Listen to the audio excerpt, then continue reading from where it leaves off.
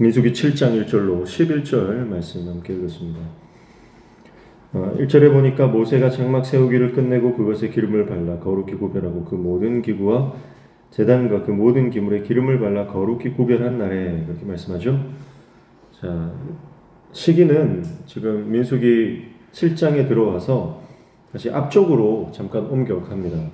성막 건설이 완료된 때죠. 그러니까 출애굽기 40장 직후입니다. 출애굽한 지 1년 되던 때 1월 1일에 그 다음 날이라고 볼 수가 있어요. 그러니까 지금 시간상으로 이렇게 배열된 게 아니고 그 앞에 있었던 그 성막 봉헌했던, 성막을 위한 봉헌을 했던 사건을 말씀을 하고 있습니다. 2절에 보면 이스라엘 지휘관들 곧 그들의 조상의 가문의 우두머리들이요 그 지파의 지휘관으로서 그 계수함을 받은 자의 감독된 자들이 헌물을 드렸으니, 이렇게 말씀하죠. 자, 성막 봉헌에 이제 헌물을 그 감독된 자들, 그 우두머리들이 드리고 있는 것을 볼 수가 있습니다.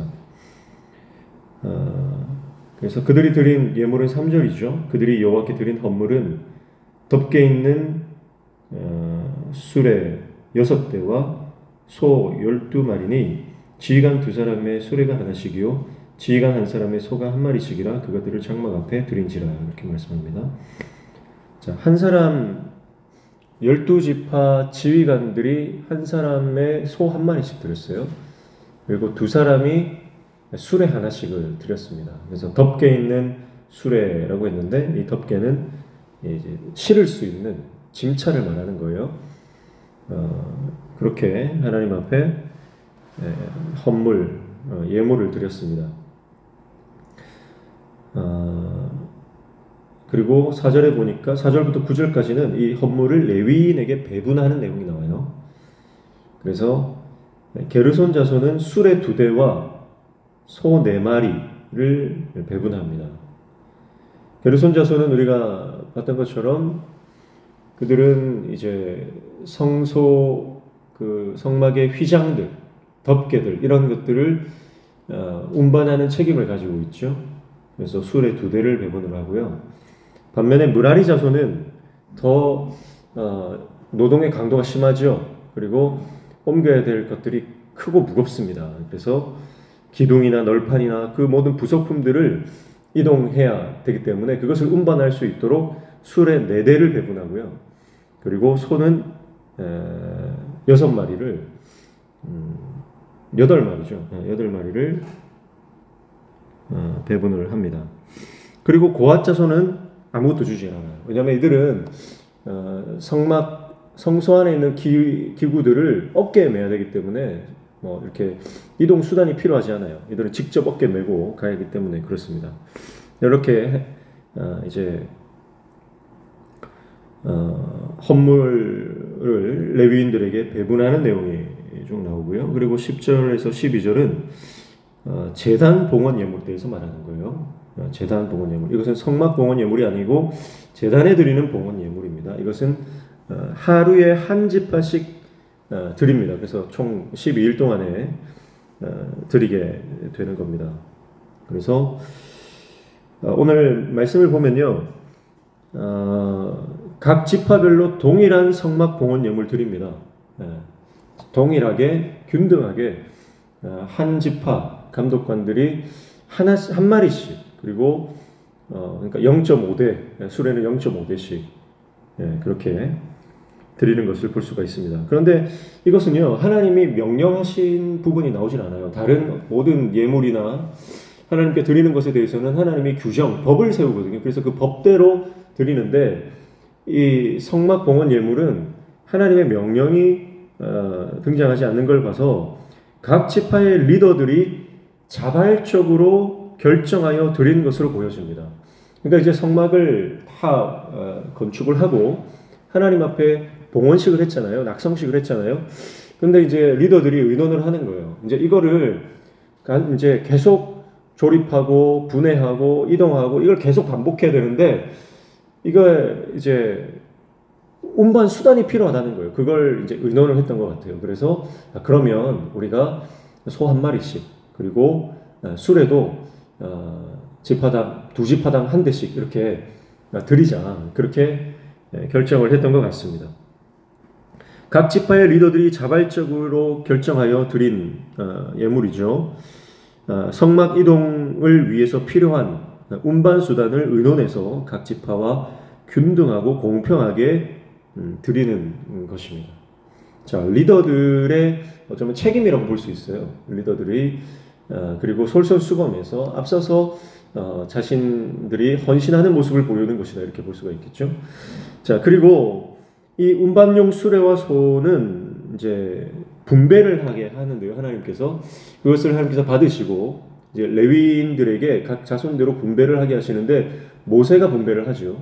근데 모세가 분배를 하는데 각 지파별로 똑같이 받았다고 그 세 자손들에게 무라리 고핫 게르손 자손들에게 똑같이 또 나눠주는 게 아니에요. 무라리 자손 같은 경우에는 굉장히 많이 주고요. 거의 3분의 1을 주고 그리고 게르손 자손에게는 3분의 1을 주고요. 고핫 자손에는 아무것도 주지를 않아요. 그래서 배분을 할 때는 차등적으로 배분을 하는 것을 볼 수가 있습니다. 적재적소에 알맞게 필요에 따라서 배치를 합니다. 자, 기계적으로 일괄적으로 처리하지 않았어요. 이거는 이제 행정적인 거잖아요. 이제 뭔가를 이제 받아서 배분을 하고 나눠주는 이 과정을 행정적 절차로 본다면요, 기계적인 행정을 하지 않았다는 겁니다. 그러니까 모세는 어디에 무엇이 얼만큼 필요한지를 잘 파악하고 있었다는 거죠. 네. 그리고 이 성막에 이동할 때에 어디에 가장 노동력이 많이 들어가는지 그것을 모세는 잘 파악하고 있었다는 것입니다. 우리나라 공무원들이 융통성이 없다, 그런 말 많이 하잖아요. 행정 절차를 할 때에 굉장히 현실성 없는 탁상 행정을 많이 합니다. 근데 모세의 이 행정은요, 탁상 행정이 아니라 현장에서 뛰는 행정이죠. 이게 모세의 리더십입니다. 현장의 필요를 잘 알고 그들의 필요를 누구보다 이해하고 있는, 이해도가 높다는 거죠. 그리고 교회 공동체도 이런 리더십이 필요합니다. 네. 특별히 교회에서 어떤 그 예산을 집행할 때죠. 예산을 집행할 때 정말 그 예산을 세우고 또 집행하는 그 리더들이 교회 안에서 일어나는 일들 가운데 어디에 어떻게 쓰여지는지 그 필요와 그 모든 상황들을 잘 파악하고 있어야 된다라고 하는 겁니다. 그리고 사람도 마찬가지죠. 사람도 어떻게 그 인력을 배치하고 분배할지에 대한 지혜와 또 배려, 이것이 필요하다라고 하는 것입니다. 그래서 탁상 행정이 되면 안 되고요. 그래서 끊임없이 소통하고 또 사역의 현장 가운데 뛰어들고 그 필요를 잘 이해하고 있어야 된다라고 하는 것이죠. 자, 목회자에게 이러한 그 리더십과 또 지혜가 필요합니다. 자, 한국 교회가 연초가 되면 대신방을 하잖아요. 대신방을 하는데 이렇게 하시는 분들이 있어요. 말씀을 몇 개 정해놓고요, 가는 곳마다 로테이션 하는 거죠. 그래서 돌려가면서 신방을 합니다. 그 설교를 몇 가지 딱 정해놓고요, 그 집집마다 돌아가면서 이제 설교를 하는데 로테이션 돌려가지고 그냥 하는 거예요. 그런 경우가 많이 있습니다. 그러나 목회자가 신방에서 설교할 때는 그 가정에 꼭 필요한 말씀을 하나님께 받아서 나가야 되는 거죠. 그래서 때로는 그 가정에 필요한 말씀을 기도로 준비를 해야 되는데 하루 종일 기도해야 되는 경우도 있고요. 또 때로는 일주일 내내 기도해야 말씀을 받는 경우도 있어요. 어쨌든 준비되어 그 가정에 꼭 필요한 말씀을 가지고 가는 게 중요합니다. 장례식이나 결혼식도 마찬가지죠. 이제 목회자들이 장례식을 집도한다든지 또 결혼식의 주례, 또 기도, 이런 것들을 맡을 수가 있는데요. 획일적인 늘 똑같은 그 결혼식 주례 설교를 하시는 분들도 있어요.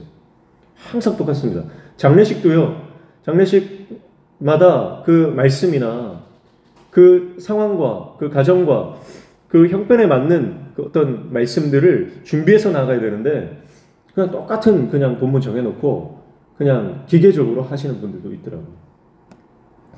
제가 충격적으로 여겼던 거는요. 어떤 장례식에 갔더니 목사님이 장례식을 인도하는데 그 임종 예배 또 입간 예배, 발인 예배 똑같은 설교를 하시더라고요. 그래서 굉장히 충격을 받았습니다. 그렇게 해서는 안 되는 거죠. 매 시간마다 그 장례식에 꼭 맞는 말씀, 또 기도, 또 결혼식의 주례도 마찬가지고요. 그렇게 하나님 앞에 성도들에게 꼭 필요한 그 말씀들을 준비해서 나가는 것들이 필요하다. 그런 것입니다. 목회자뿐만 아닙니다. 성도들도 마찬가지죠. 예를 들어 장로님이 대표 기도를 한다 그러면 그 때와 그리고 그 상황과 그 영적인 어떤 컨디션에 맞추어서 기도를 준비해야 되죠. 기도할 때마다 늘 똑같은 기도를 한다면 그 기도가 굉장히 식상하게 들리고 또 준비 없이 느껴지게 될 것입니다. 어떤 일을 할 때도 마찬가지입니다. 우리가 특별히 리더십의 위치에 있다면 우리가 이 성도들을 돌아보고 그리고 형편과 때에 맞는 이런 태도 그리고 대처 이런 것이 필요하다라고 하는 것이죠. 리더들이 먼저 나서서 하나님 앞에 예물을 드립니다. 그래서 성막이 봉헌되었을 때에 그 예물을 각 지파의 수령들이 먼저 이것을 드림으로 이스라엘 백성들에게 본이 되고 있는 것을 볼 수가 있습니다. 그리고 이것을 모세는 받아서 하나님께서 주신 지혜로 잘 배분하는 그런 지혜로운 모습을 보여주고 있는 것이죠. 오늘 저와 여러분의 삶도 하나님이 주시는 지혜로 우리의 삶이, 우리의 헌신이, 우리의 봉사가 적재적소에 쓰임 받기를 축복합니다. 그리고 공동체 안에 이렇게 필요한 곳에 우리의 헌신이 흘러가고 또 우리의 물질이 흘러가고 그러므로 공동체가 아름답게 잘 세워져 가고 또 성장하며 부흥되어지는 귀한 은혜가 하나님께서 허락해 주시는 놀라운 은혜가 있기를 주님의 이름으로 축복합니다. 기도하겠습니다. 하나님 아버지, 성막이 봉헌되었을 때에 각 지파의 리더들이 먼저 하나님 앞에 예물을 드리고 그 예물을 통해서 이제 성막이 이동해야 될 준비가 잘 맞춰지는 것을 보게 됩니다. 우리의 삶이 하나님 주시는 지혜로 하나님께서 원하시는 아름다운 공동체를 세워나가는 귀한 삶이 되도록 인도하여 주시고 특별히 교회 모든 리더들이 하나님께서 주신 이 귀한 지혜의 소유자 될 수 있도록 주님 은혜를 허락하여 주시옵소서. 오늘도 간구하며 기도하는 모든 제목들 하나님 들어응답하여 주시고 우리 삶에 맡겨진 문제들이 열려지는 형통의 은혜를 허락하여 주시옵소서. 예수님의 이름으로 기도하옵나이다. 아멘.